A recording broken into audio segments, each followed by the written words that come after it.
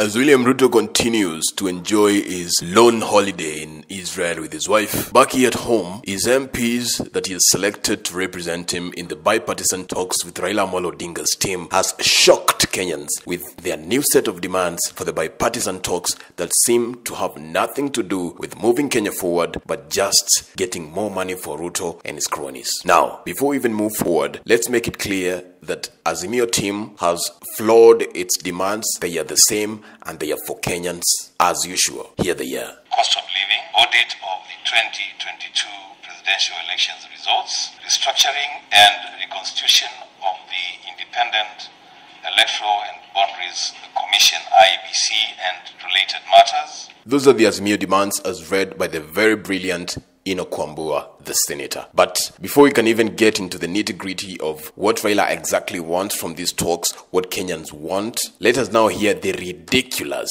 very ridiculous, because that's what they are, demands that were read by Dr. Halwale on behalf of Ruto. And then we go deep into breaking down what is it Ruto says he wants from these bipartisan talks. Here. There are 7. 1. Reconstitution of the IEBC Commissioner Selection Panel, the entrenchment of the National Government Constituency Development Fund, the National Government Affirmative Action Fund, the creation of the office of the leader of the official opposition. Let us start with the issue of Article 37, because that's where the mandamano is. It states that all Kenyans have the right to assemble, picket, and demonstrate peacefully without being tear gassed, without being murdered by the police, without being sabotaged in any way by the government against which they are complaining. But this guy is saying, let us go into the law and tweak that Article 37. And because it's already clear on the law, the only tweaking that can be done is to make sure Ruto changes that law to abolish picketing or to give himself powers to punish people when they speak against him. That is bringing our democracy back to the days of single-party politics. That's way back. We cannot go there. The other issue, the CDF, National Development Fund, entrenched in the law. Already people know that CDF is illegal. And if it's put in the law, it means most MPs, many of them corrupt. And I'm saying this because it happens across the divide. Many of these MPs